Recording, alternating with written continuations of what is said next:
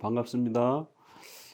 성도들과 함께 매일 성경을 읽는 우리 개혁주 입장에서 장로교 입장에서 성경 읽기와 강해를 시작해 보도록 합니다. 한 3년 내지 4년 정도 이렇게 걸릴 걸로 예상을 합니다.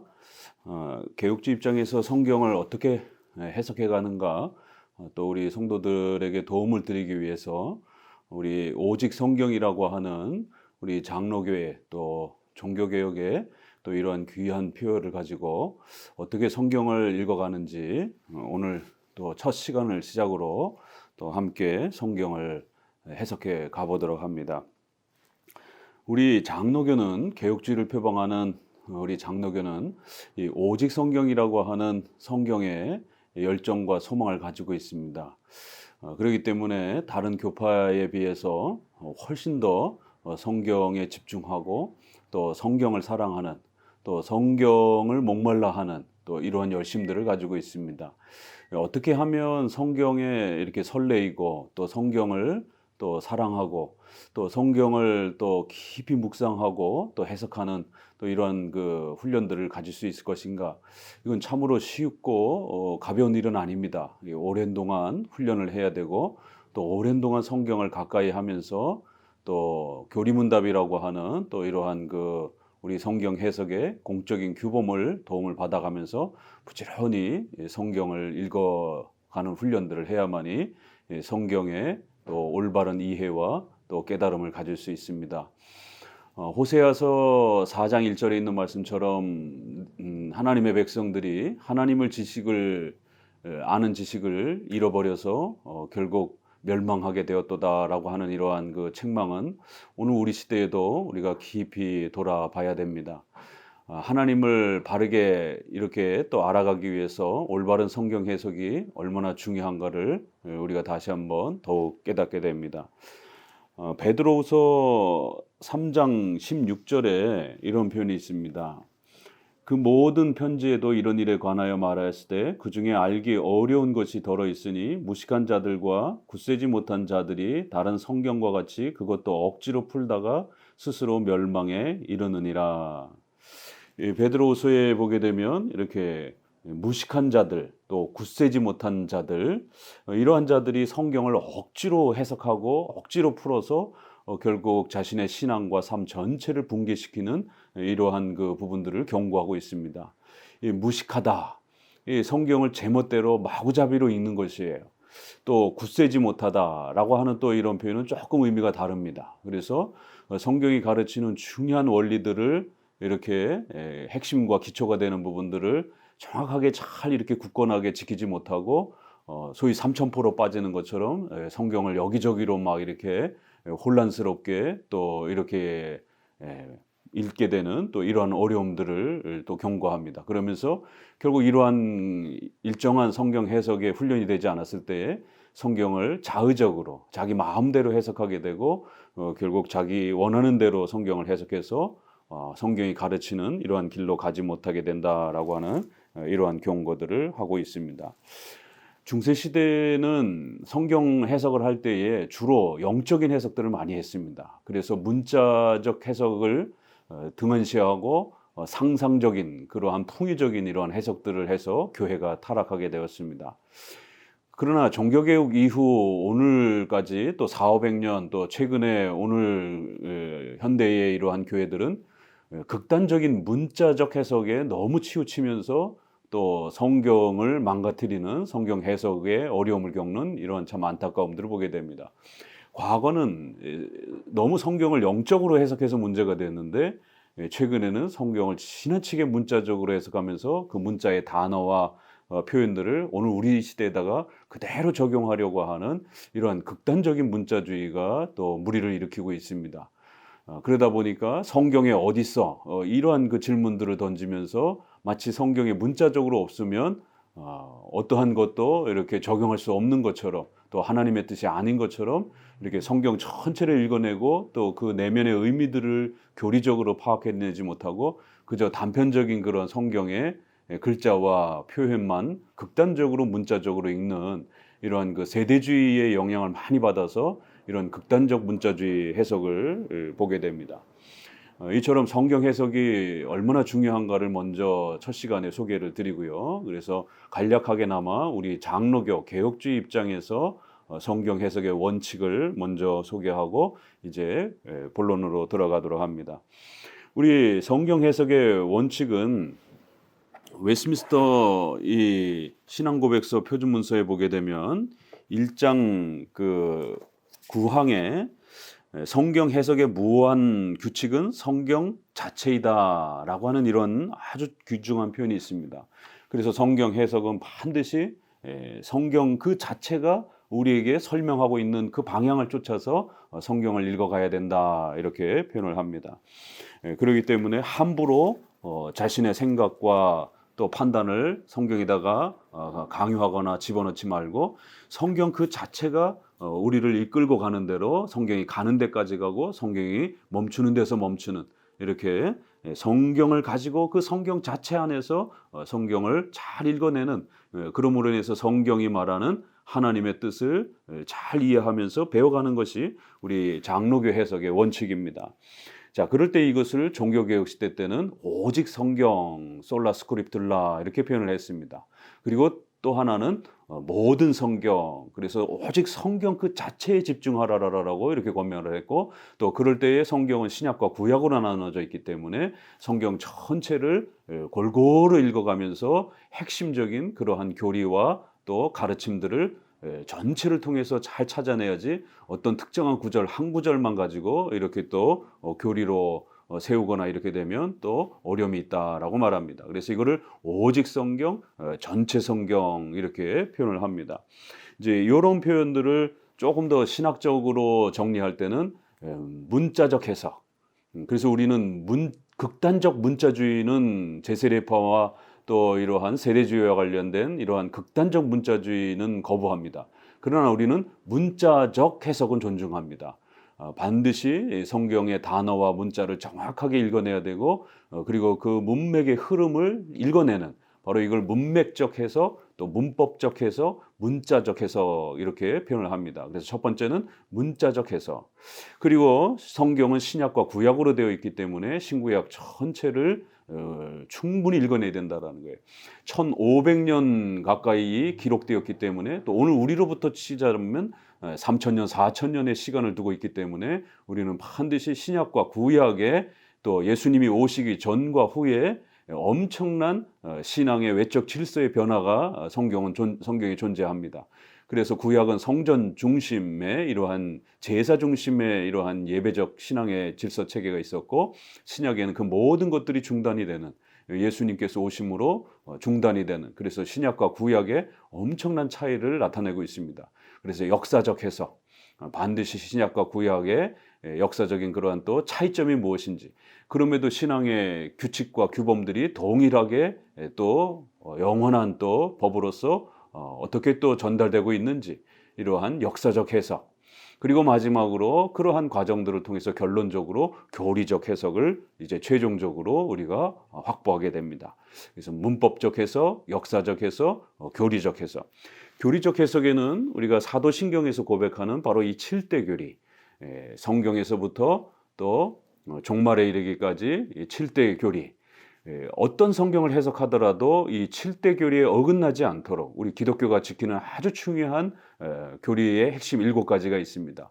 성경의 무호성에 대한 하나님의 말씀으로서의 고백, 또 신론에서는 삼위일체 하나님, 또 하나님의 창조, 또 하나님의 섭리, 또 인간론에서는 인간의 원죄, 전적 부패, 또 예수님과 관련해서는 이성 일인격, 또 구원과 관련해서는 믿음으로의 구원, 또 교회와 관련해서는 또 예배와 교회 정치에 대한 이런 부분들, 또 그리고 종말에 대한 이런 가르침들, 육체 부활과 예수님의 재림에 대한 이런 기독교의 중요한 근본 교리를 어기게 되면 이단에 빠지게 됩니다. 그래서 최종적으로 성경을 해석할 때는 그 모든 최종적 해석들이 이러한 기독교가 지켜왔던 7대 교리에 어긋나지 않도록 그렇게 해석을 틀을 잡는 것입니다. 그리고 반드시 적용할 때는 내 마음대로 적용하는 것이 아니라 우리의 삶에 또 이러한 중요한 규칙이 되는 십계명이라고 하는 또 이러한 원칙 아래에서 우리의 모든 그러한 또 성경 해석의 생활적인 부분들을 적용해 나갑니다. 이렇게 7대 교리와 십계명의 삶의 원칙을 따라서 교리적으로 적용해 가는 것입니다. 이것은 지난 종교개혁 이후 500년 동안 우리 장로교회, 개혁파교회가 지켜왔던 중요한 질서임을 꼭 명심하셔야 됩니다. 바로 이제 이러한 그 토대 위에서 본격적으로 신구약 성경 전체 해석을 해 보도록 합니다. 먼저 마가복음부터 시작할 지금 교회에서 마가복음을 강의하고 있기 때문에 사복음서를 중심으로 해서 3년 가까이 복음서를 진행하고 있습니다. 그래서 사도행전부터 이렇게 시작하려고 합니다. 오전 예배에 또 이러한 예배와 겹치고 있는 부분들이 있어서 그런 부분들은 복음서는 최근에 하고 있는 부분들을 도움을 받으시고 사도행전으로부터 시작해서 또 나중에는 사복음서도 또 이렇게 후반부에 정리를 하고 또 그 다음에 구약으로 이렇게 들어가 보도록 합니다. 지난 30년 동안 이렇게 이 개혁파 신학을 하면서 또 목회를 하면서 이제 신약과 구약을 또 이렇게 원전으로 또 전체를 또 읽어보기도 하고 또 칼빈 주석과 또 박윤선 목사님 주석부터 시작해서 우리 개혁파권 내에서 소개되는 이러한 훌륭한 주석들을 대부분 다 읽어 보았습니다. 우리 보수권 내에서는 개혁파의 이 주경에 있어서는 큰 방향의 흐름이 있습니다. 공통된 그러한 그 흐름이 있습니다. 그래서 적어도 우리 개혁파 장로교 입장에서 이 신구약을 어떻게 특별히 사도행전을 이제 어떻게 해석해 가는가를 여러분들에게 소개하고자 합니다. 특별히 텍스트와 관련해서는 요 제네바 성경이라고 하는 1599년 우리 개혁파권 내에서 가장 즐겨 사랑했던 킹제임스 성경보다 훨씬 더 이렇게 많이 기준으로 잡았던 제네바 성경을 기본 텍스트로 하면서 읽어가고요. 그 다음에 헬라어는 이렇게 넷슬 성경을 기본으로 해서 또 중간중간에 중요한 부분들은 또 원문에 대한 부분들도 좀 소개를 해보도록 하고요. 그 다음에 이 모든 부분들은 이제 제가 번역한 또 웨스민스터 표준 문서를 참고하시면서 중간중간에 우리의 중요한 교리적 표현과 또 어떻게 연결이 되는지를 또 한번 소개하도록 합니다. 우리 성도들에게 있어서는 요 RSV 리폼드 이 관주 성경이라고 하는 요 성경을 기본으로 하면서 또 이렇게 소개를 하도록 합니다. 그래서 우리 성도들은 요 관주성 RSV라고 하는 관주성이 참 좋습니다. 그래서 가정에 이것을 구입하셔서 함께 읽어가면서 어려운 본문이 나올 때마다 참고하시면 아주 큰 도움이 됩니다. 그러니까 관주 성경, 주석 성경이 여러 개가 있지만 이 RSV가 저도 이렇게 여러 권을 이렇게 주석 성경을 읽어봤는데 이 RSV가 가장 훌륭합니다. 물론 중간중간에 좀 이렇게 아쉬운 부분이 있습니다. 현대의 이러한 그 비평학을 좀 이렇게 수용하는 그런 아쉬움이 있지만 그래도 전체적으로는 칼빈으로부터 이렇게 청교도로 이어지는 또 이런 우리 보수적 입장을 또 잘 요약해 놓았습니다. 반틸의 제자인 그 리고니아 학파의 사람들이 편집하고 구성을 해놨기 때문에 상당히 훌륭합니다. 그래서 가장 추천할 수 있고요. 그 다음에 박윤선 목사님의 이러한 또 주석 성경도 우리 성도들의 가정에 비치해 두게 되면 간략간략하게 읽어볼 수가 있습니다. 적어도 목사님들은 이렇게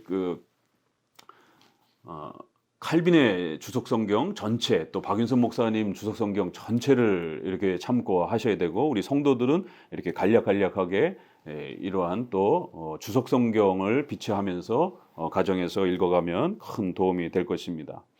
자, 이제 사도행전을 본격적으로 시작해 보면은요. 사도행전은 사실 오늘날 가장 또 뜨거운 그러한 해석의 논쟁이 있는 그러한 또 장이기도 합니다. 사도행전 2장을 중심으로 해서 결국 이 사도행전을 어떻게 해석하느냐에 따라 엄청난 논쟁이 또 벌어지고 교파가 나눠질 정도로 이 사도행전은 굉장히 뜨거운 그러한 그 해석의 논쟁사를 가지고 있는 또 성경 본문이기도 합니다. 자, 그렇기 때문에 더더욱 우리 장로교 입장에서는 이 사도행전을 어떻게 해석해 갈 것인가가 아주 중요한 또 이 중심이 되기도 합니다. 그러니까 이 사도행전을 대표적으로 선교 단체라든가 이런 데서는 아주 이 선교로 나아가라. 그래서 선교의 이러한 그 중심이 되는 것으로 이렇게 읽어냅니다. 또 오늘날 신비주의자들이라든가 은사주의자들이라든가 이러한 사람들은 또 이 사도행전을 개인의 은사 체험에 대한 또 그런 신비 체험에 대한 주관적인 그러한 종교 체험의 이러한 아주 그 풍성한 것으로 또 그렇게 사도행전을 펼쳐내려고 합니다. 그러나 우리 장로교에 있어서는 이 복음서와 사도행전이 한 짝을 이루는 것처럼 그렇게 복음서는 예수님의 존재와 또 예수님의 이 땅에서의 사역을 소개하고는 아주 중요한 내용이고 또 사도행전은 오늘 1장에서도 이렇게 첫 시작에서부터 소개되는 것처럼 예수님이 승천하시고 난 이후에 이 땅에 교회를 세우시고 승천한 그 상태에서 우리 눈에 보이지 않는 방식으로 어떻게 교회를 통하여 그리스도께서 계속적으로 사역하시고 역사하시는가. 적어도 우리 장로교회는 교회적 관점으로 그리스도께서 승천하시고 난 이후에 사역하시는 그러한 교회론적 관점에서 그렇게 해석을 합니다. 이러한 부분들이 엄청난 방향의 서로 차이를 가지고 있는 것을 보게 됩니다. 자, 그러면 이제 본문을 조금씩 읽어가면서 함께 소개하도록 하고요. 대략 한 15분 전으로 이렇게 매일 강해의 내용들이 소개가 될 겁니다. 그래서 조금 중요한 장들은 한 20분 정도 이렇게 전후로 하고요. 그렇게 앞으로 방향을 잡아보도록 합니다. 자, 사도행전 1장은 먼저 데오빌로여 내가 먼저 쓴 글에는 무릇 예수께서 행하시며 가르치시기를 시작하심으로부터 이렇게 시작합니다. 그리고 본문 성경은 한글은 개역 개정판을 많이 보고 계시기 때문에 개역 개정판으로 읽어가도록 합니다.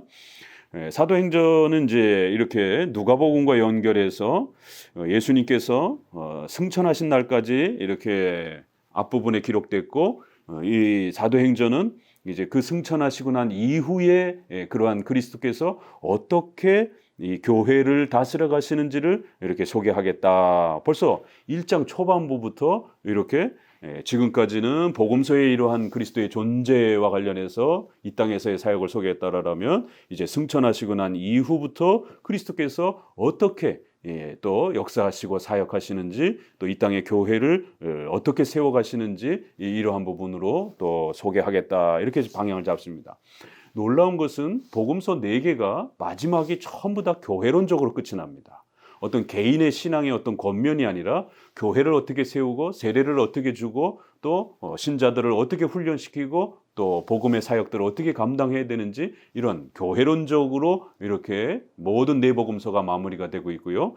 사도행전도 이제 시작하자마자 우리가 중요하게 소개되어지는 유다의 자리를 보강하는 12사도의 직분을 세우는 것을 사도행전에서 가장 중요한 1장의 핵심으로 잡습니다. 그러니까 이렇게 그 본문의 중심을 어디로 잡느냐에 따라 이렇게 방향이 이렇게 달라집니다. 자, 그렇기 때문에 사도행전 1장은 주로 예수님의 승천 사역 그리고 승천하시고 교회를 세우시는데 12사도를 확보하고 12사도를 중심으로 해서 이 땅의 교회에 예수 그리스도께서 어떻게 역사하시고 일하시고 또 그 복음을 세워가시는지 이런 부분들을 중심으로 소개를 합니다. 4절에 사도와 함께 모이사 그들에게 분부하여 이르시되 예루살렘을 떠나지 말고 내게 들은 바 아버지께서 약속하신 것을 기다리라. 요한은 물로 세례를 베풀었으나 너희는 먼 날이 못되어 성령으로 세례를 받으리라 하셨느니라. 여기도 보게 되면 예루살렘을 떠나지 말라. 아버지께서 약속하신 것을 기다리라. 이것은 오늘 우리 성도들이 개인적으로 적용할 수는 없습니다. 이것은 사도들에게만 명령되어진 것이 또 그리고 1세기 당시에 주어졌던 그 1세기 초대 교회에 바로 성도들에게 주어진 특별한 명령입니다. 바로 이런 부분에서 개인적으로 지나치게 주관적으로 너무 시급하게 적용을 하게 된 문제가 되는 것이 바로 이런 이유예요.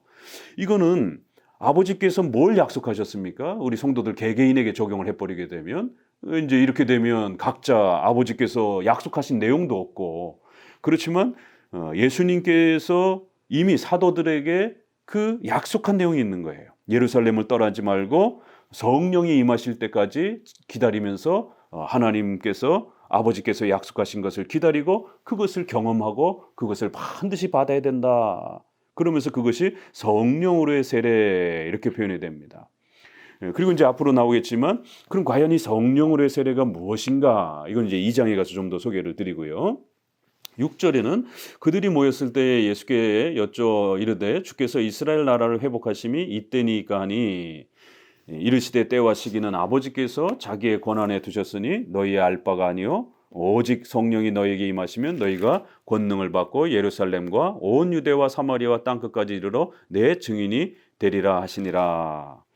그러니까 제자들은 이스라엘 나라를 회복하심이 언제입니까? 이렇게 묻습니다. 그러나 예수님께서는 아버지께서 약속하신 것은 성령으로의 세례를 받는데 이것은 바로 하나님의 나라를 뜻하는 것이다. 이렇게 표현합니다.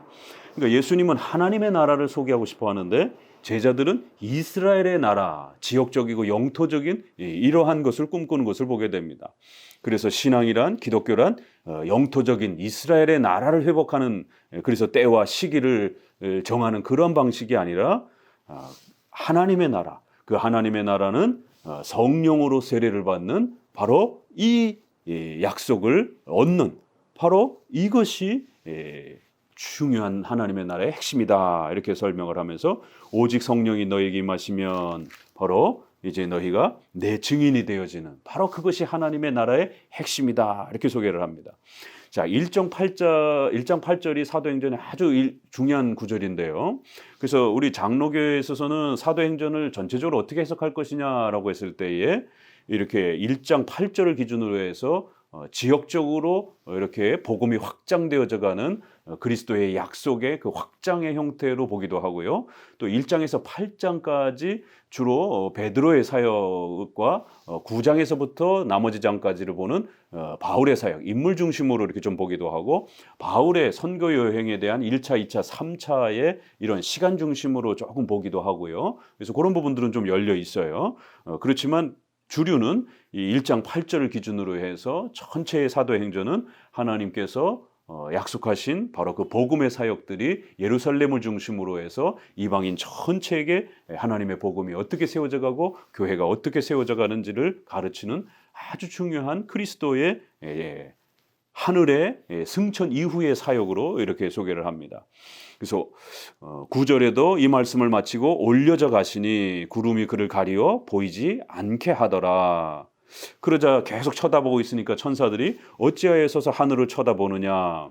예수님의 승천을 이제 첫 장면에 아주 중요한 장면으로 소개하면서 더 이상 예수님이 보이지 않는다. 예수님을 보면서 믿었던 그러한 이제 시대와 예수님을 보지 않아야 되는, 보지 않고 믿어야 되는 이러한 하나님의 놀라운 이러한 통치와 다스림, 경륜이 바뀌었다라고 이렇게 말합니다. 그래서 하늘로 올려지신 이 예수는 하늘로 가심을 본 그대로 오시리라.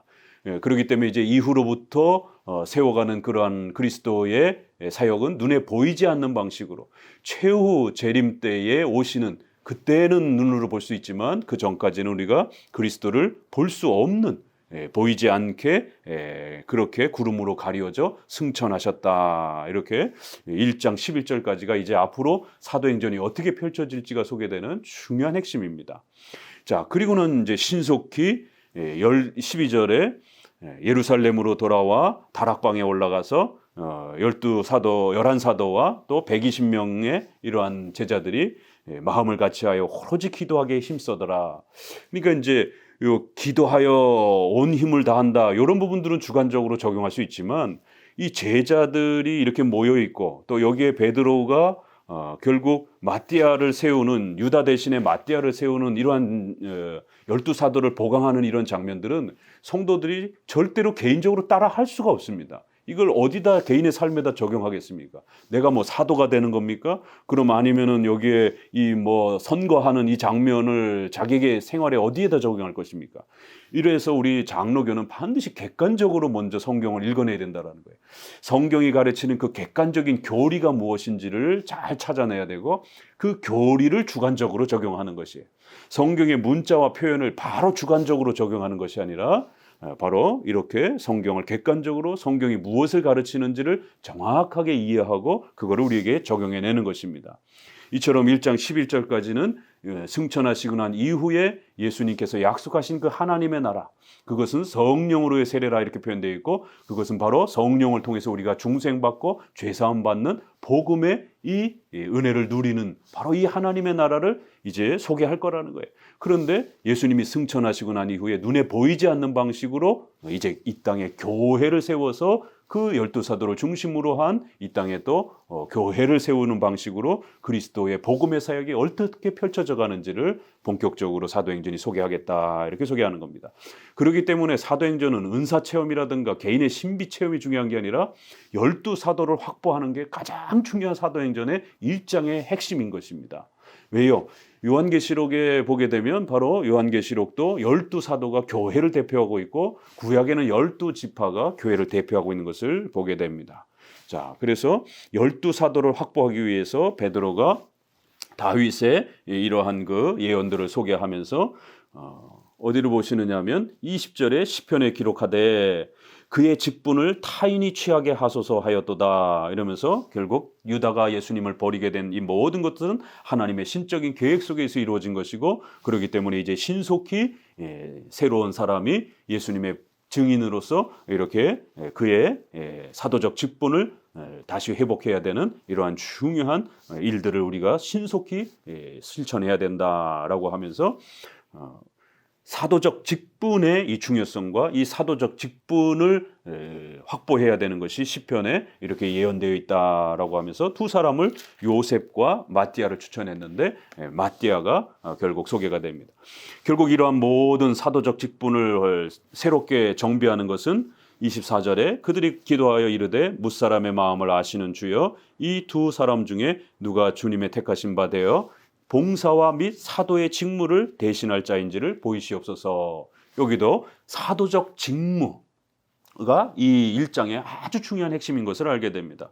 바로 이 모든 것이 뭇사람의 마음을 아시는 바로 하나님의 신적인 계획과 또 뜻 속에서 이제 본격적으로 예수님이 눈에 보이지 않는 방식으로 어떻게 이 땅에 교회를 세우시고 역사하실지 바로 그런 거대한 하나님의 구원의 계획 속에서 펼쳐질 하나님의 또 그러한 뜻이요 계획이었다 이렇게 소개하면서 사도적 직무를 확보하며 교회를 세워가는 중요한 또 하나님의 역사를 펼치실 것이다 이렇게 소개를 합니다. 유다는 이 직무를 버리고 제 곳으로 갔나이다. 이 유다의 이런 또 구원의 문제는 좀 다른 부분에서 우리가 한번 다뤄보도록 하고요. 여기서는 유다는 이 직무를 버리고 이 직무라고 하는 사도적 직무가 거듭거듭 반복되면서 최종적으로 사도적 직무를 확보하는 것이 얼마나 중요한 핵심인지를 사도행전 1장은 이렇게 결론을 맺습니다. 제비 뽑아 마띠아를 얻었다. 특별히 마지막 부분에서 우리가 이 제비뽑기라고 하는 것은 성경에 있으니까 오늘날도 성경적으로 제비뽑기가 가능하다 이런 식으로 적용하면 안 됩니다.